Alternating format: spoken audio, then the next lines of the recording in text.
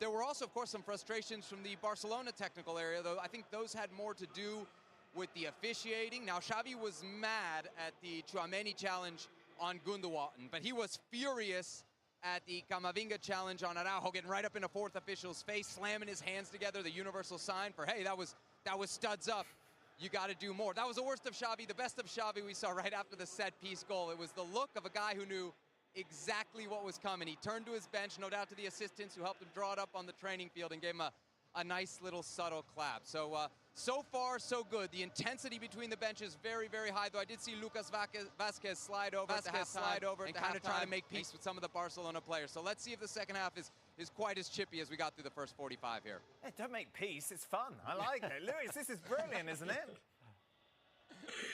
Yeah, for the spectators and the fans, of course, we all want a good fight into the field, but definitely not for the bosses or for the managers, because you don't want to any of the players get injured just 2 weeks before the start of La Liga. And definitely it's been a fantastic first 45 minutes, very intense.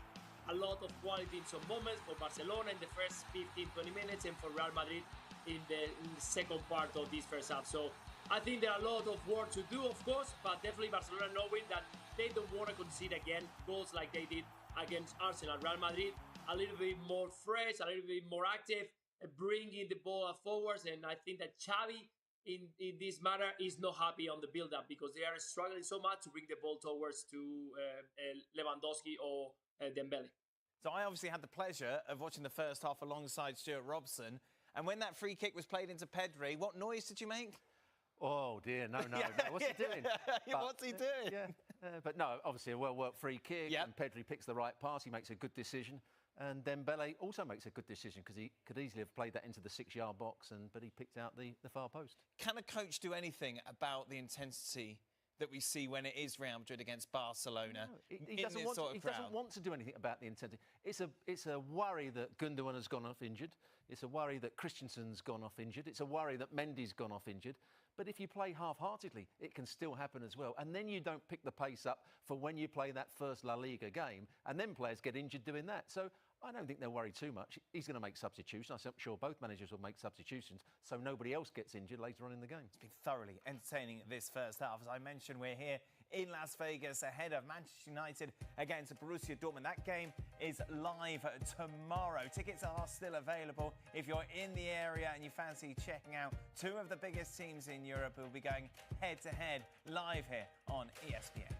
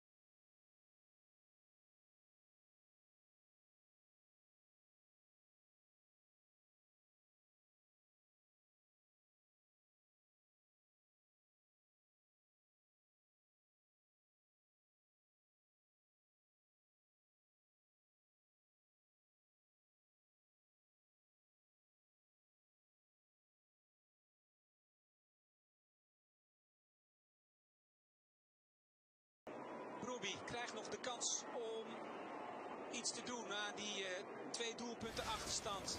Maar weer... Welcome back to the halftime report presented by Yamava Resort and Casino. Well, welcome back at halftime. Here it remains, of course, Barcelona 1, Real Madrid 0. Seb, I just wanted to talk us through the penalty. Vinicius Jr. hit the crossbar, of course. Was there any debate as to who was going to take it, and what was the reaction from the fans on the bench? I got to tell you, it is a very, very pro-Madrid crowd. We got the first Madrid chant 2 minutes in. I don't think we got the first Barca chant till 25. So there was a lot of excitement about the penalty kick. It may have been actually the call of the penalty kick. Might have gotten the loudest roar we've heard so far here at AT&T Stadium. He slams it off the crossbar. It's chaos after that. Some confusion, but I think one of the top moments here of the first half so far, no doubt. Who's impressed you, Seb?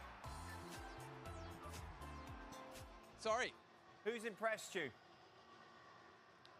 I think just watching, you know, Dembele, Lewandowski, these guys up close and personal is wild. The Madrid midfield, let's see.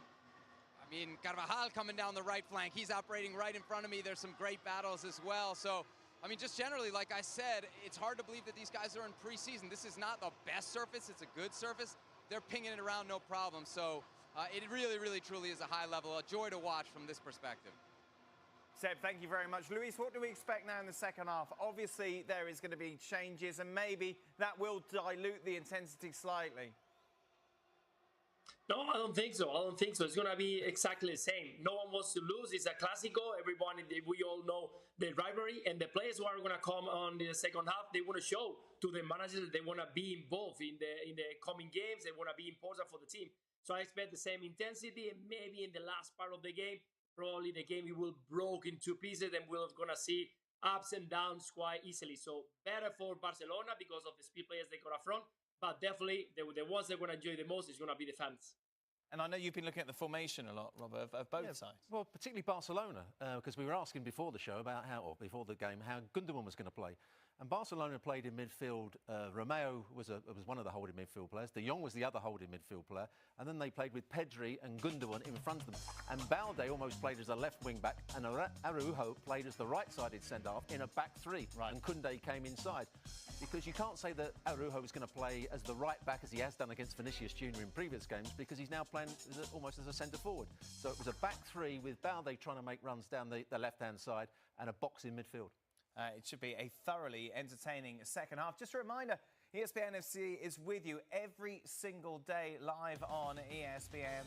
Today, no exception, will be live at the full-time whistle to not only reflect on what's going on in the second half of our Clásico here, but also a big day for Manchester United.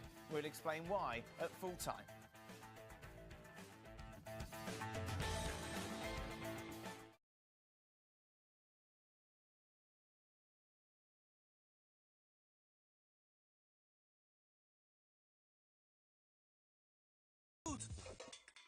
When life gives you chocomel.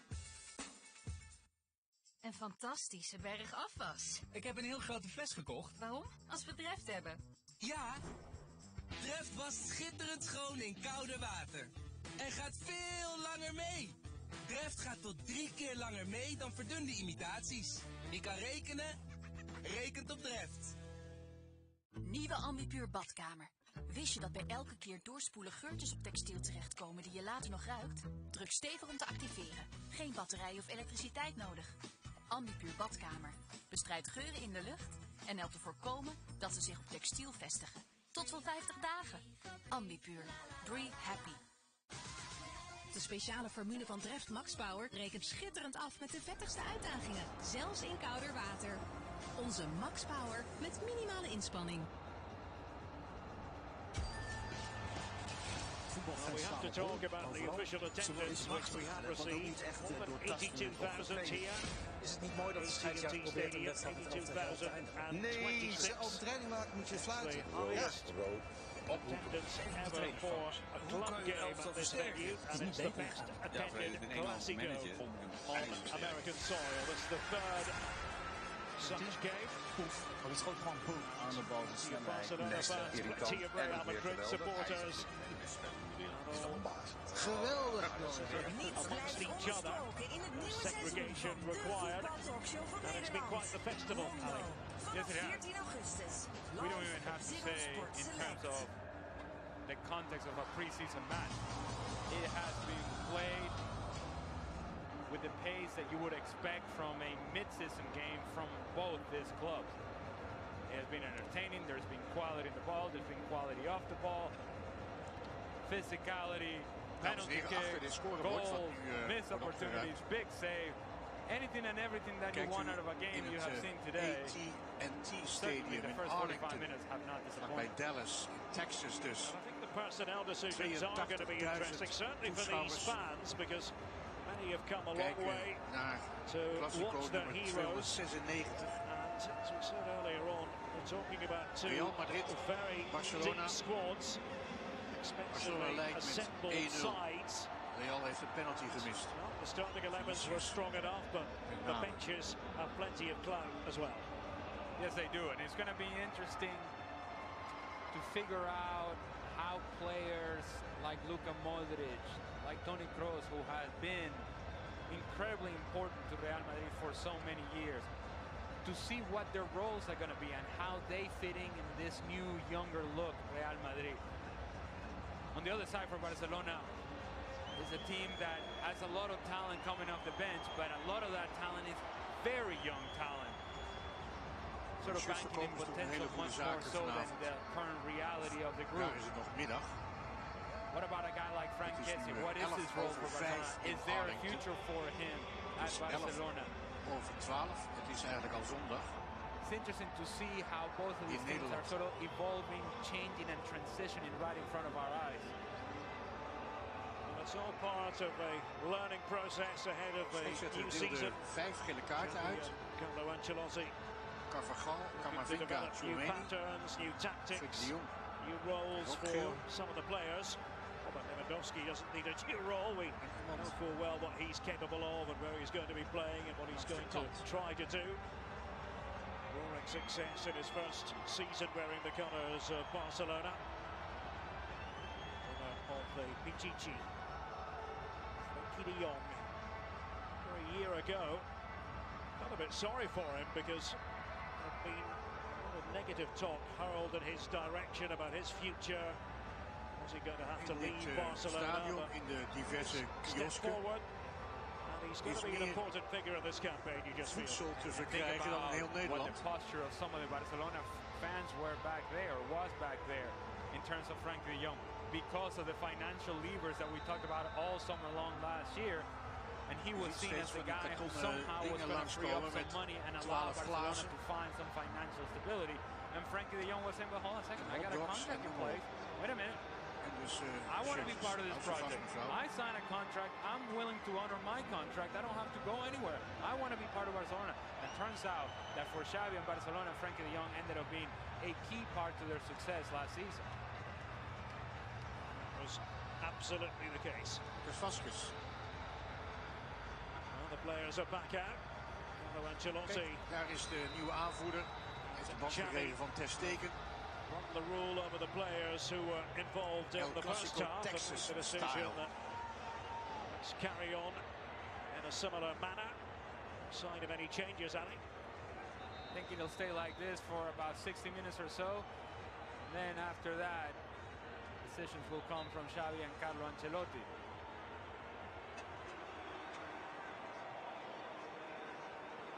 The most respected figures in the coaching world. In de eerste helft. Ancelotti.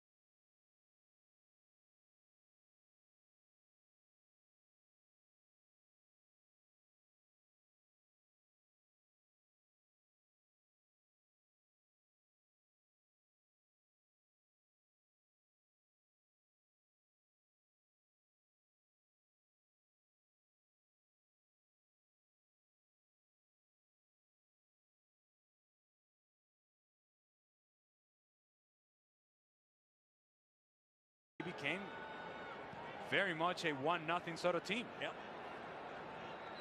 It wasn't always Barcelona-like when you think about the history of the club and the preferred stylistic considerations.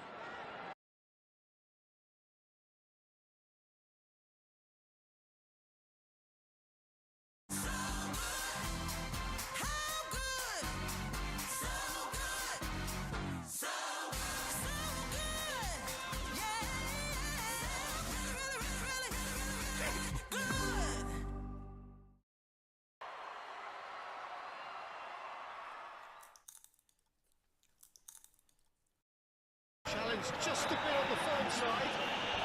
That's a foul, no two ways about it. And it's Lewandowski. Well, that tackle was certainly sturdy. Oh, he's picked out the runner. He's left his man. Gets his pass away. There's the shot! Good stop. That wasn't easy. Well, what can I say? Truly wonderful goalkeeping. Hazard. No, he wasn't going to let it past.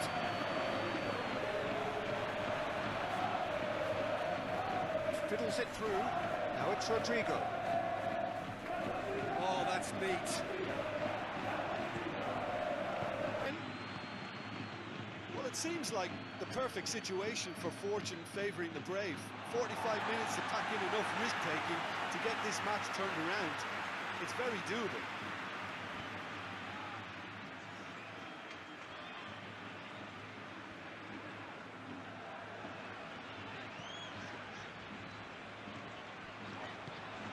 And it's Hazard. Now it's Rodrigo. Bellingham. Carvajal. Some good work on the right flank here. Here's Tchouaméni. Now it's Rodrigo. Modric. Oh, delicate chip through. Now to play for a goal kick. Well, there is some activity down on the touchline. It seems there's going to be a change.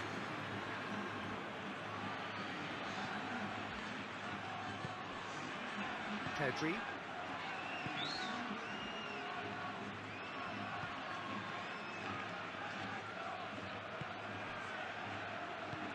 Lewandowski is onto it in a flash.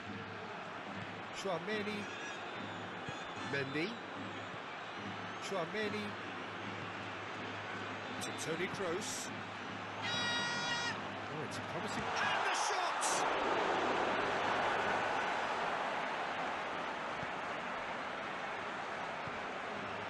Koundé.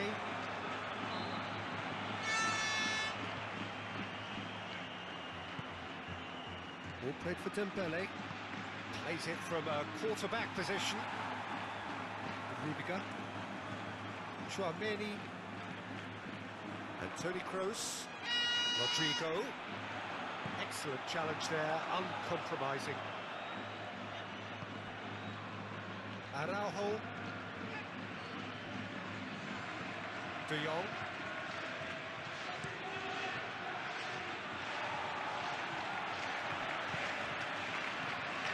Tchouaméni.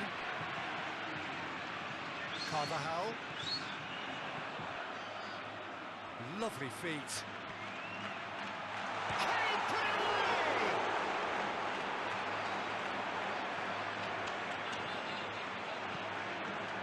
Pedri. This is De Jong. And it's played forward. Being intercepted, and that will come to nothing. And here's Lewandowski. He's lost the ball there, great tackle.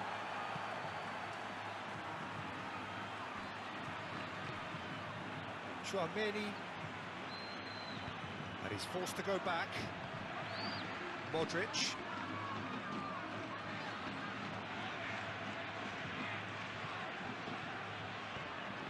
Here's Tchouaméni. Now it's Rodrigo. Knocks it away. Vinicius Junior. Modric gets it back. He can get that clear. Rudiger cuts it out. Carvajal. Well, no doubt someone is being given special treatment here. Yeah, they didn't smell the danger early enough, but I suppose better late than never. Cross goes in there. And that's been levered clear. Yeah, it looks like a change of approach, and it may just freshen things up.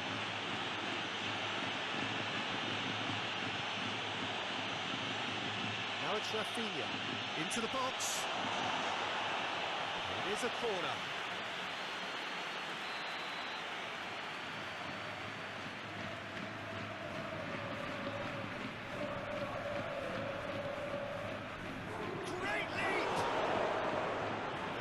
caused a worry or two. That's a little unfortunate. He had a lot of people worried then.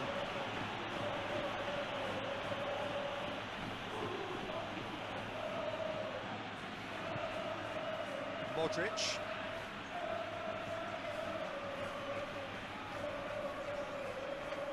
Good play on the left-hand side here. Modric. Moved on forwards.